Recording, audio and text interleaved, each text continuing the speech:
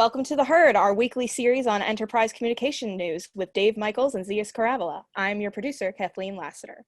So the first thing I want to talk about is that Dialpad acquired Highfive. Both of you guys wrote about that this week. Would you like to talk about that?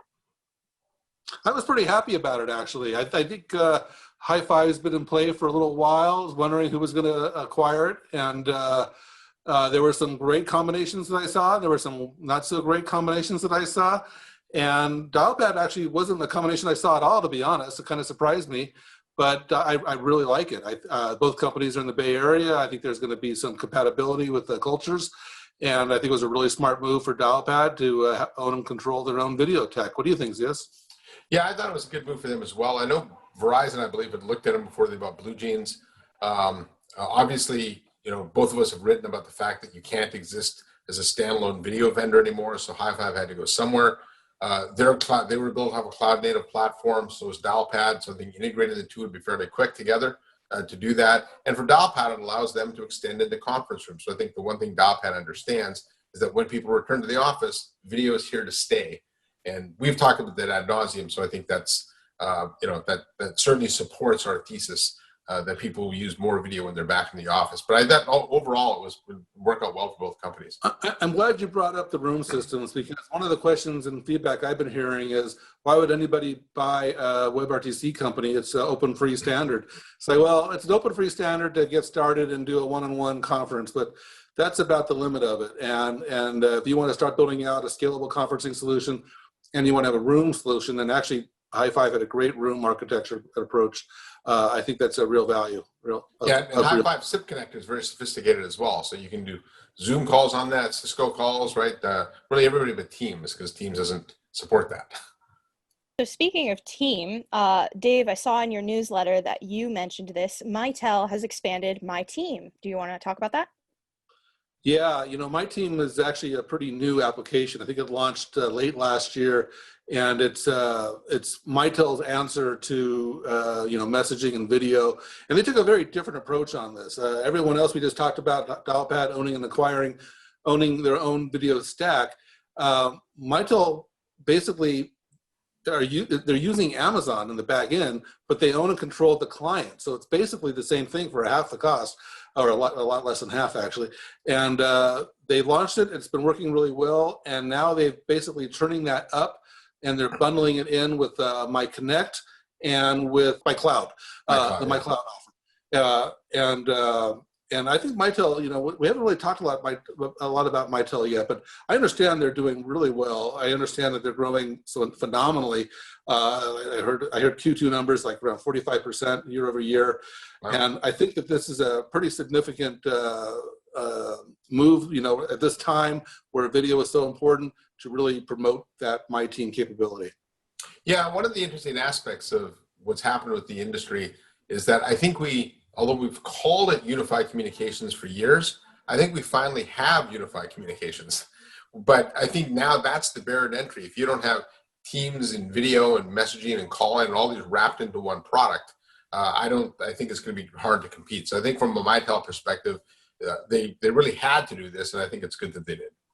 So next on the list, really quickly, I'd like to touch on this. Zoom's financials results have blown everyone away. Do either of you guys have any thoughts on that? Yeah, that was pretty interesting, in that a company with already inflated expectations was managed to put up a quarter that was so strong that it blew away those already inflated expectations. I don't think I've seen anything like this, Dave, since maybe the dot-com boom. I've never seen a company who guided to 47 cents earnings hit 92, right? That is unheard of, and I think it just shows the lead that Zoom has today in this video meeting space. They were really first to market to come out with an easy to use solution. When the pandemic started, they were the ones that came out and said our platform's free before anybody else did. And since that's happened, they've been looking at everybody else in the rearview mirror. So I don't really see anything slowing them down unless they completely misexecute. Even the speed bumps they've had with security issues and downtime haven't really affected them. People like the product and they continue to use it. they're like the only company in our space that is both consumer and enterprise.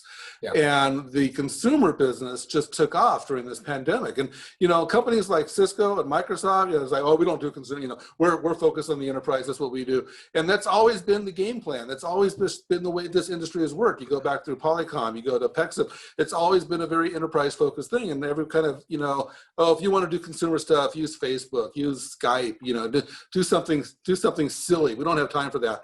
But Zoom is straddling both. And I think they actually feed each other. I think that people, we've been doing social things during the pandemic, and I think they picked Zoom because maybe they use it at work. And then the opposite happens where they're doing Zoom socially, and they need something for work, and so I'll just go use Zoom. And the two just fed on each other and put them in that, that magic spot, and it just blew away everybody. It does underscore something you touched on in the last herd, and that is the impact that a company like Facebook or Amazon might have in the enterprise communication space down the road. Because if people are adopting more of those consumer tools at home, as we return to work, might you start to see some of those in the workplace? And we might. So we could see the competitive landscape change here because of the impact of the pandemic and the rise of video. Yeah, absolutely. And the last thing I wanted to touch on is that Avaya hired a new chief revenue officer, Steven Spears.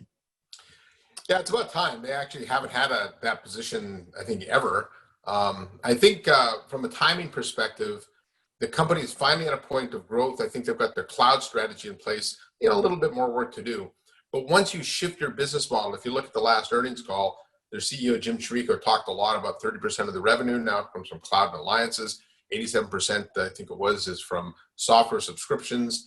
And so when that happens, you need to operate differently. You need different tools. You need different processes in order to serve your customers correctly. Because if you start growing that SaaS revenue and subscription revenue, you don't have things like, customer experience managers and customer success people.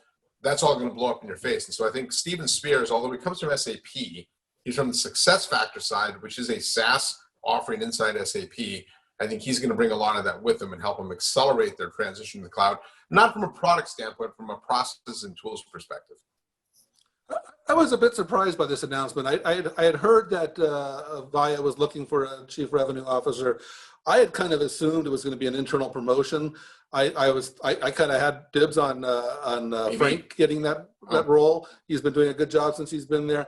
And I really thought that, or it could have been Nadal. Nadal is, well regarded internationally. And so I was expecting one of them to get promoted. So not only did that not happen, but I think these go hand in hand, but the role got significantly expanded. It wasn't just around sales, it's marketing, it's channels, it's partner management. So they really beefed up this role, which was I guess the bigger surprise.